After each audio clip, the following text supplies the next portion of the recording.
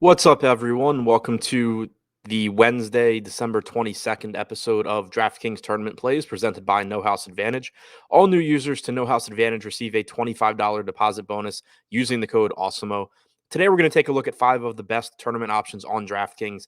As a reminder, there's a ton of NBA news these days. A lot of stuff changes between now and lock. Ownership projections are going to change, player projections are going to change. We may or may not lose another game. We've already lost the Toronto game today. So be sure to pay attention to the shows later on in the day. But taking an early look at some of the best tournament options, coming in at number 5 on DraftKings, Aaron Gordon, $5,800, small forward and power forward eligibility. Not typically a player that I'm really that interested in getting to when Nikola Jokic is active, but he does have a favorable matchup against the Oklahoma City Thunder today.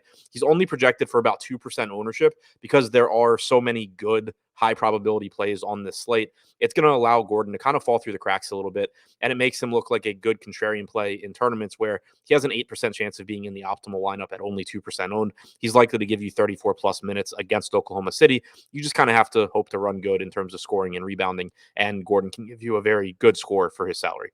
The number 4 tournament play on DraftKings today, Robert Williams, expected to return to the lineup for the Celtics after missing their last game for personal reasons.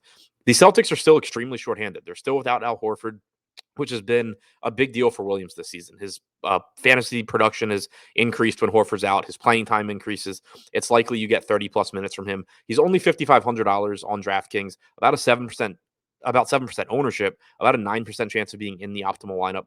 Looks like a good way to get contrarian at center without sacrificing upside in your lineup. Number 3, Harrison Barnes. He's been one of the more popular options in his last couple of games, but his salary is getting a little bit more expensive. He's up to $7,100. He's projected for only 14% ownership tonight. He's been more or less double that in a lot of his recent games. He has an 18% chance of being in the optimal lineup. If this game's competitive against the Clippers, you're still likely to get 37 or 38 minutes from Barnes.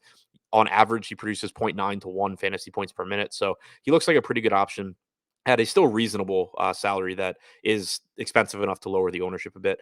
Number 2, Cam Reddish, $3,700. Trae Young is out. Clint Capella is out. Atlanta's dealing with a couple of other absences as well. They are expected to get Bogdan Bogdanovic back, but there should be plenty of minutes available for Reddish, who is really inexpensive.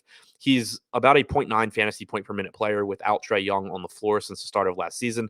He's capable of defending multiple positions, which means that when a team is shorthanded like Atlanta is, it's a little bit easier for him to find ways to be on the floor than it would be somebody who is a defensive liability or is at least limited to defending one position on the floor. That's not an issue for Reddish. So if he's playing well, he should pretty easily be able to play a lot of minutes tonight at a cheap price tag. He's projected for 30% ownership on DraftKings, but has a 37% chance of being in the optimal lineup. And then rounding it out with the number 1 tournament option on DraftKings, Lauri Markkanen, $6,000 with small forward and power forward eligibility, only projected for about 7% ownership with a 14% chance of being in the optimal lineup. I understand why the ownership on Markkanen is so low. He's not that inexpensive. There's a lot of really cheap plays that look really good tonight, and he kind of just falls through the cracks, similar to we were talking about earlier with Aaron Gordon. But he's still on a shorthanded Cleveland team. They're missing Evan Mobley. They're missing Jared Allen. They've been without Colin Sexton for I think like a month now. So Markkanen is likely to see an uptick in rebounding opportunities. He potentially sees an uptick in usage. Now, you will probably see more minutes alongside Kevin Love, which will mitigate the rebounding numbers for Markkanen during those minutes. But outside of that, it is likely that he plays some minutes without Love on the floor and that he puts up better rebounding numbers there. As long as he's not getting much ownership, he looks very good in tournaments. So to recap, the top 5 tournament options on DraftKings: Aaron Gordon, Robert Williams, Harrison Barnes, Cam Reddish, and Lauri Markkanen.